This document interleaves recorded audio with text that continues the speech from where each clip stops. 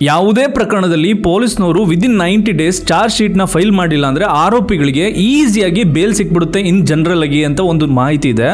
ಈಗ ಸಿಯಾ ಗೋಯಲ್, ಚೇತನ್ ಅಗರ್ವಾಲ್ ಇವರ ಕೇಸಲ್ಲೂ ಕೂಡ ಆಲ್ಮೋಸ್ಟ್ 35 days ಆಗಿದೆ, ಇನ್ನು ಯಾವುದೇ ಚಾರ್ಜ್ ಶೀಟ್ ಫೈಲ್ ಆಗಿಲ್ಲ. ಅವ್ರ ತಂದೆ ಹೇಳ್ತಿರುವಂತ ಮಾಹಿತಿಗಳು, ಇವಾಗ ಬಂದಿರುವಂತ ಲೇಟೆಸ್ಟ್ ಆಗಿ ಬಂದಿರುವಂತ ಅಪ್ಡೇಟ್ಸ್ ಗಳು, ಅವ್ರು ಮಾಡಿರುವಂತ ಪ್ಲಾನ್ಸ್ ಗಳು ಅಂಡ್ ಎಕ್ಸಿಕ್ಯೂಷನ್ಸ್ ಗಳು, ಬಿಗ್ಗೆಸ್ಟ್ ಶಾಕ್, ಒಂದ್ರ ಮೇಲೊಂದು ಟ್ವಿಸ್ಟ್ ಮೇಲೆ ಟ್ವಿಸ್ಟ್ ಅಂತಾರಲ್ಲ ಆ ತರ ಬಿಗ್ಗೆಸ್ಟ್ ಶಾಕ್. ಈ ತರ ಎಲ್ಲ ಪ್ಲಾನ್ ಮಾಡ್ತಾರ ಒಬ್ರು ಅಂತ ಹೇಳ್ಬಿಟ್ಟು ಕೇತನ್ ಅವ್ರ ತಂದೆ ಒಂದು ಮಾತನ್ನ ಹೇಳ್ತಾರೆ. ಈ ಕೇಸಲ್ಲಿ ವೆರಿ ಇಂಟ್ರೆಸ್ಟಿಂಗ್ ಟ್ವಿಸ್ಟ್ ಏನಂದ್ರೆ, ಒಂದು ಅಲಿಗೇಷನ್ ನಡೀತಿದೆ ಏನಂದ್ರೆ ಸಿಯಾ ಗೋಯಲ್ ಓಲ್ ಫ್ಯಾಮಿಲಿ ಇನ್ವಾಲ್ವ್ ಆಗಿದ್ದಾರೆ ಅಂತ ಹೇಳ್ಬಿಟ್ಟು ಯಾರೋ ಒಬ್ರು creator, YouTuber, whoever it is, they are putting that allegation. But ಯಾವುದೇ ಒಂದು ಅಫಿಷಿಯಲ್ ಡೇಟಾ ಇಂದ ಆ ಒಂದು ಮಾಹಿತಿ ಬಂದಿಲ್ಲ. ಅವ್ರೇನ್ ಹೇಳ್ತಿದ್ದಾರೆ ಅಂದ್ರೆ, ಸಿಯಾ ಅಗರ್ವಾಲ್ ಅವರ ಬ್ರದರ್ ಇದಾರಲ್ಲ, ಆ ಬ್ರದರ್ಗೆ ಈ ಕಡೆ ಕೇತನ್ ಅಗರ್ವಾಲ್ ಅವರ ಸಿಸ್ಟರ್ ಇದಲ್ಲ, ಅವ್ರ ಜೊತೆಗೆ ಮದ್ವೆ ಆಗ್ಬೇಕಾಗಿತ್ತು. ಬಟ್ ಮದ್ವೆ ಕ್ಯಾನ್ಸಲ್ ಆಗ್ಬಿಡುತ್ತೆ. ಸೊ ಅವ್ರಿಬ್ರಿಗೆ ಏನಾದ್ರು ಮದ್ವೆ ಆಗಿದ್ರೆ ಕೇತನ್ ಇವರು ಕೊಲೆ ಮಾಡಿದಿದ್ರೆ ಓಲ್ ಆಸ್ತಿ ಅಂದ್ರೆ ಫುಲ್ ಆಸ್ತಿ ಇವ್ರ ಹೆಸರಿಗೆ ಬಂದಿರೋದು, ಅದು ಮಿಸ್ ಆಗ್ಬಿಡ್ತು ಅಂತ ಹೇಳ್ಬಿಟ್ಟು ಅವರ ಒಂದು ಅಲಿಗೇಷನ್, ಯಾರೋ ಒಬ್ರು ಕ್ರಿಯೇಟರ್ ಅಲಿಗೇಷನ್ ಮಾಡಿರೋದು. ಅದು ಇನ್ನು ಯಾವುದೇ ಒಂದು ಲೆಜಿಟ್ ಸೋರ್ಸ್ ಇಂದ ಬಂದಿಲ್ಲ. ಅದನ್ನ ಬೇಸಿಸ್ ಆಗಿ ನಾವೇನು ಹೇಳೋಕ್ಕಾಗಲ್ಲ. ಕೇತನ್ ಅವರ ಫಾದರ್ ಇಂಟರ್ವ್ಯೂ ನಲ್ಲಿ ಒಂದು ಮಾತನ್ನ ಹೇಳ್ತಾರೆ. ಅವರ ಎಂಗೇಜ್ಮೆಂಟ್ ನಡೆದಿದ್ದೇ ಒಂಥರ ಆಶ್ಚರ್ಯ. ಫೆಬ್ರವರಿನಲ್ಲಿ ಅವರಿಬ್ರು ಮಧ್ಯೆ ಎಂಗೇಜ್ಮೆಂಟ್ ನಡೆಯುತ್ತೆ. ಆ ಎಂಗೇಜ್ಮೆಂಟ್ ನಡೆಯೋದಕ್ಕೂ ಮುಂಚೆ ಅವರು ಆ ಸೇಮ್ ಡೇ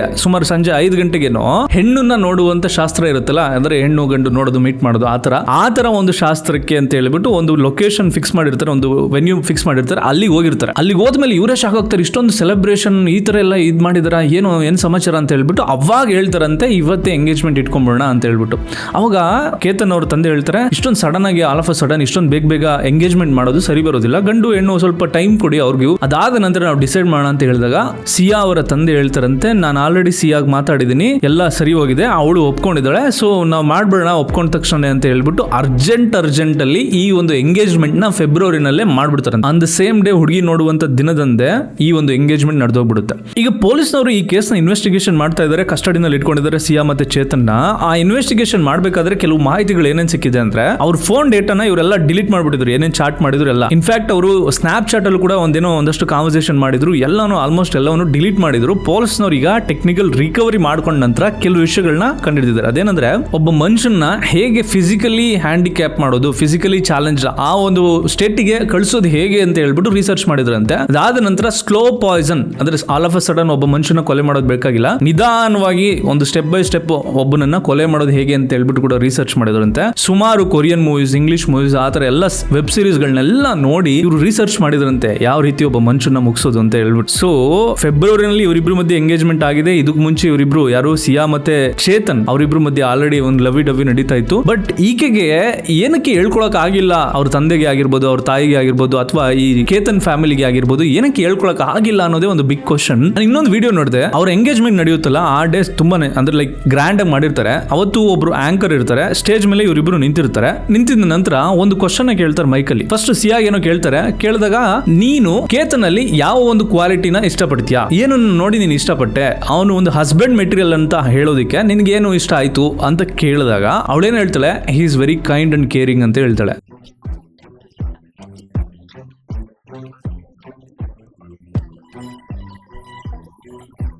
ಅದೇ ಕ್ವಶನ್ ನ ಕೇತನ್ಗೆ ಕೇಳ್ತಾರೆ, ಯಾರೋ ಆಂಕರ್ ಕೇಳಿದಾಗ ಏನಂತ ಕೇಳ್ತಾರೆ, ನೀವು ಏನ್ ಲೈಕ್ ಮಾಡಿದ್ರಿ ಸಿಯಾನಲ್ಲಿ, ಏನು ಇಷ್ಟ ಆಯ್ತು ನಿಮ್ಗೆ, ಯಾವ ಒಂದು ಕ್ವಾಲಿಟಿ ಇಷ್ಟ ಆಯ್ತು ಅಂತ ಕೇಳಿದಾಗ ಕೇತನ್ ಹೇಳ್ತಾನೆ ಎವ್ರಿಥಿಂಗ್ ಅಬೌಟ್ ಹರ್ ಅಂತ ಹೇಳ್ತಾನೆ. ಸೊ ಇಲ್ಲಿ ನೋಡಿ, ಯಾವ ಪರ್ಸನ್ ಮನ್ಸೊಳಗಡೆ ಏನಿತ್ತು ಅದನ್ನ ನಿಜವಾಗ್ಲಿ ಯಾರು ಆಚೆಗೆ ಹಾಕಿದ್ರು, ಯಾರು ಪ್ರೀ ಪ್ಲಾನ್ಡ್ ಆಗಿದ್ರು, ಏನಾದ್ರು ಈ ತರ ಕ್ವಶನ್ ಕೇಳಿದ್ರೆ ಏನ್ ಹೇಳೋದು ಅಂತ ಪ್ರೀ ಪ್ಲಾನ್ಡ್ ಆಗಿ ಏನಾದ್ರು ಇದ್ರ, ಅಥವಾ ಶಿ ವಾಸ್ ಲೈಕ್ ಆ ಮೂಮೆಂಟ್ ಅಲ್ಲಿ ಅನ್ಸಿದ್ ಇದು ಅಂತ ಹೇಳ್ಬಿಟ್ಟು ಆತರ ಏನಾದ್ರು ಹೇಳಿದ್ಲಾ ಗೊತ್ತಿಲ್ಲ.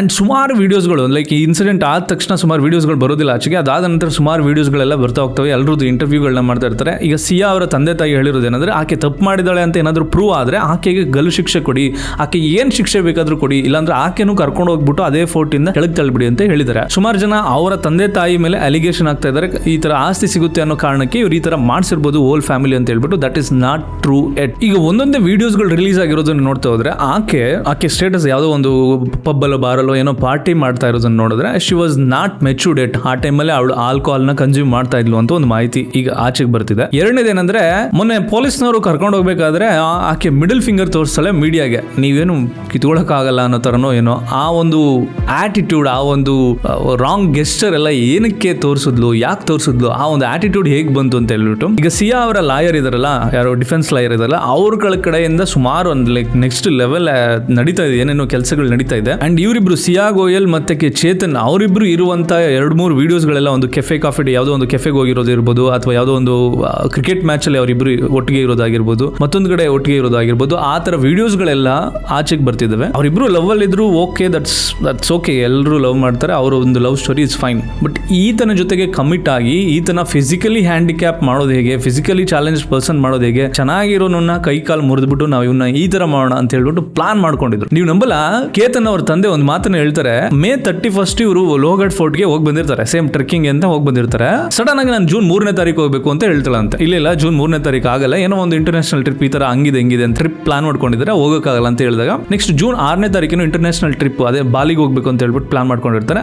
ಏರ್ಪೋರ್ಟ್ ಹೋಗ್ತಿದ್ದಂಗೆ ಈತನ ಪಾಸ್ಪೋರ್ಟ್ ನ ಕದ್ದು ಅವಳೇ ಇಟ್ಕೊಂಡಿರ್ತಾಳೆ. ಅದಾದ್ಮೇಲೆ ಎಲ್ಲೋ ಮಿಸ್ ಆಗಿದೆ ಅನ್ನೋ ಕಾರಣಕ್ಕೆ ಈ ಒಂದು ಟ್ರಿಪ್ ನೇ ಕ್ಯಾನ್ಸಲ್ ಮಾಡಿಸ್ಬಿಡ್ತಾರೆ. ಅದಾದ ನಂತರ ಮತ್ತೆ ಇವಳು ಪ್ಲಾನ್ ಮಾಡ್ಕೊಂಡು ಅಲ್ಲಿಗೆ ಹೋಗೋದಕ್ಕೂ ಮುಂಚೆ ಚೇತನ್ ಜೊತೆಗೆ ಮಾತಾಡ್ಕೊಂಡು ಸ್ಟಾರ್ಟಿಂಗ್ ಅಲ್ಲಿ ಅವ್ರು ಪ್ಲಾನ್ ಮಾಡ್ಕೊಳ್ಳೋದಕ್ಕೂ ಮುಂಚೆ ಇವರು ರಿಹರ್ಸಲ್ ಮಾಡಿದ್ದಾರೆ. ಒಬ್ಬರನ್ನ ಕೊಲೆ ಮಾಡೋದು ಹೇಗೆ ಅಂತ ಹೇಳ್ಬಿಟ್ಟು ಅಂದ್ರೆ ನೀವು ಥಿಂಕ್ ಮಾಡಿ, ಅದನ್ನ ಸ್ಟೇಜ್ ಮೇಲೆ ಡ್ಯಾನ್ಸ್ ಮಾಡೋದಕ್ಕೂ ಮುಂಚೆ, ಹಾಡು ಹೇಳೋದಕ್ಕೂ ಮುಂಚೆ ರಿಹರ್ಸಲ್ ಮಾಡ್ತಾರೆ 2-3 ಸಲ ಅದೇ ಸ್ಟೇಜ್ ಮೇಲೆ. ಅಂದ್ರೆ ಸ್ಟೇಜ್ ಇನ್ನು ಪ್ರಿಪೇರ್ ಆಗೋದಕ್ಕೂ ಮುಂಚೆ, ಸೇಮ್ ಡೇ ಯಾವ ಡೇನಲ್ಲಿ ಈ ಕಾಂಪಿಟೇಷನ್ ಇರುತ್ತೆ ಆ ಕಾಂಪಿಟೇಷನ್ ನಡೆಯೋದಕ್ಕೂ ಮುಂಚೆ ಆತರ ಇವ್ರು ಹೋಗ್ಬಿಟ್ಟು ಆ ಜಾಗಕ್ಕೆ ಹೋಗ್ಬಿಟ್ಟು ಇವ್ರು ರಿಹರ್ಸಲ್ ಮಾಡಿದ್ದಾರೆ. ಅಂಡ್ ಸುಮಾರು ಸಲ ಇವರಿಬ್ರು ಮೀಟ್ ಮಾಡಿದಾಗ ಯಾವ ರೀತಿ ಈ ಒಂದು ಇದನ್ನ ಹೇಗೆ ಮಾಡೋದು, ಎಕ್ಸಿಕ್ಯೂಟ್ ಮಾಡೋದು ಅಂತ ಹೇಳ್ಬಿಟ್ಟೆಲ್ಲ ಟ್ರೈ ಮಾಡಿದ್ದಾರೆ. ಆ ಒಂದು ಎಕ್ಸಿಕ್ಯೂಷನ್ ಡೇ ನಲ್ಲಿ ಇವ್ನಿಗೆ ಕಾಲ್ ಮಾಡ್ಕೊಂಡು ಫೋನ್ ಅನ್ನೆಲ್ಲ ಎಕ್ಸ್ಚೇಂಜ್ ಮಾಡ್ಕೊಂಡು, ಅದು ಆಲ್ರೆಡಿ ನಾನು ಡೀಟೇಲ್ ಆಗಿ ಇನ್ನು ಪ್ರೀವಿಯಸ್ ವಿಡಿಯೋದಲ್ಲಿ ಹೇಳಿದೀನಿ. ಆ ಸ್ಪಾಟಿಗೆ ಹೋದ್ಮೇಲೆ ಇವಳು ಸಿಗ್ನಲ್ ಮಾಡ್ತಾಳಂತೆ, ಈ ತರ ಅಂತ ಹೇಳ್ಬಿಟ್ಟು. ಅಂದ್ರೆ ಈಗ I am ready to push him ಅನ್ನೋ ತರ ಇವಳು ಆಲ್ರೆಡಿ ಪ್ಲಾನ್ ಮಾಡ್ಕೊಂಡಿದ್ದಾಳಲ್ಲ, ಅವಾಗ ಯಾವಾಗ ನಾನು ರೆಡಿ ಇದೀನಿ ಅಂತ ಆತನಿಗೆ ಚೇತನ್ಗೆ ಹೆಂಗೆ ಸಿಗ್ನಲ್ ಕೊಡ್ತಾಳೆ, ಆ ಸಿಗ್ನಲ್ ಕೊಡೋದಕ್ಕೆ ಇವ್ರೇನೋ ಒಂದು ಗೆಸ್ಚರ್ ಮಾಡ್ಕೊಂಡಿದ್ರಂತೆ, ಕೈ ಕಾಲು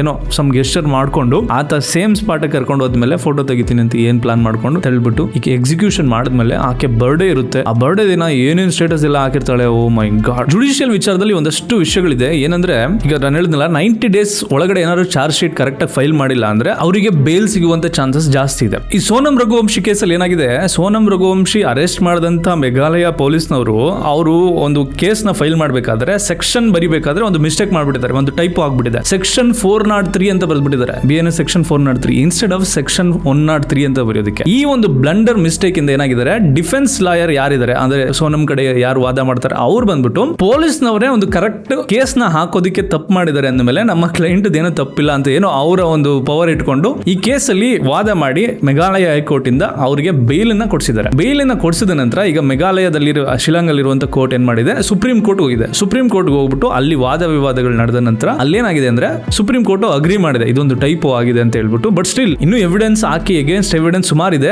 ಆ ಒಂದು ಕಾರಣಕ್ಕೆ ಇಟ್ಕೊಂಡು ಆಕೆಗೆ ಕೊಟ್ಟಿರುವಂತ ಬೇಲ್ ಅನ್ನ ಕ್ಯಾನ್ಸಲ್ ಮಾಡಲಾಗುತ್ತದೆ ಅಂತ ಹೇಳ್ಬಿಟ್ಟು ಅಲ್ಲಿ ಶಿಲಾಂಗ್ ಹೈಕೋರ್ಟ್ ಅಲ್ಲಿ ಬೇಲ್ ನ ಕೊಡಿಸ್ಬಿಟ್ಟಿರ್ತಾರೆ ಡಿಫೆನ್ಸ್ ಲಾಯರ್. ಇವಾಗ ಇಲ್ಲಿ 3 weeks ಟೈಮ್ ಕೊಡ್ತೀವಿ, 3 weeks ಟೈಮ್ ಒಳಗಡೆ ನೀನು ವಾಪಸ್ ಜೈಲಿಗೆ ಬರಬೇಕು, ಇಲ್ಲ ಅಂದ್ರೆ ಬೇರೆ ತರ ಒಂದು ಕೇಸ್ ಹೋಗುತ್ತೆ ಅಂತ ಹೇಳ್ಬಿಟ್ಟು ವಾರ್ನಿಂಗ್ ಕೊಟ್ಟಿದೆ ಸುಪ್ರೀಂ ಕೋರ್ಟ್. ಆಕೆ ಬೇಲ್ ಸಿಕ್ಕಾಗ ಆಚೆಗೆ ಬರ್ಬೇಕಾದ್ರೆ ತೋರಿಸಿದಂತ ಆಟಿಟ್ಯೂಡ್ ನ ನೋಡಿದ್ರೆ ಎವ್ರಿಬಡಿ ಇಸ್ ಫೀಲಿಂಗ್ ಲೈಕ್ ಈಕೆ ಏನು ತಪ್ಪೇ ಮಾಡಿಲ್ವಾ, ಗಂಡನನ್ನ ಹನಿಮೂಲ್ಗೆ ಅಂತ ಕರ್ಕೊಂಡು ಹೋಗ್ಬಿಟ್ಟು ಈ ಒಂದು ದೊಡ್ಡ ಕೃತ್ಯವನ್ನ ಪ್ಲಾನ್ಡ್ ಮರ್ಡರ್ ಮಾಡಿದಾಳೆ, ಮಾಡಿ ಎಸ್ಕೇಪ್ ಆಗೋದಕ್ಕೆ ಪ್ರಯತ್ನ ಪಟ್ಟಿದ್ದಾಳೆ. ಅಷ್ಟು ತಪ್ಪು ಮಾಡಿದೀನಿ ಅನ್ನೋ ಒಂದು ಸಣ್ಣ ಗಿಲ್ಟು ಇಲ್ವಲ್ಲ ಅಂತ ಹೇಳ್ಬಿಟ್ಟು ಎಲ್ರಿಗೂ ಆಶ್ಚರ್ಯ ಆಗ್ತಾ ಇತ್ತು. ಇನ್ನು ಈ ಕಡೆ ಸಿಯಾ ಗೋಯಲ್ ಅವರು ಅಷ್ಟೇ ಮಿಡಲ್ ಫಿಂಗರ್ ತೋರಿಸ್ತಾ ಇದ್ದಾರೆ ಮೀಡಿಯಾಗೆ ಅಂತಂದ್ರೆ, you think about her attitude. ಅಂದ್ರೆ ಅವರಿಂದ ಯಾವ ತರ ಏನೋ ನಡೀತಾ ಇರ್ಬೋದಾ, ಲಾಯರ್ಗಳು ಯಾರು ಇರ್ಬೋದು, ಏನಿರ್ಬೋದು, ಈ ತರ ಒಂದು ಮಿಡಲ್ ಫಿಂಗ್ ತೋರಿಸೋದ್ರಿಂದ ಆಬ್ವಿಯಸ್ಲಿ ಮುಂದಿನ ದಿನಗಳಲ್ಲಿ ಕೋರ್ಟಲ್ಲಿ ವಾದ ವಿವಾದಗಳು ನಡೆದಾಗ ಇದನ್ನು ಕೂಡ ಒಂದು ಕಾರಣ ಆಗುತ್ತೆ. ಈ ತರಹ ಬಿಹೇವಿಯರ್ ಎಲ್ಲ ಯಾರು ಅಕ್ಸೆಪ್ಟ್ ಮಾಡ್ಕೊಂತಾರೆ ಅಂತ ಹೇಳ್ಬಿಟ್ಟು.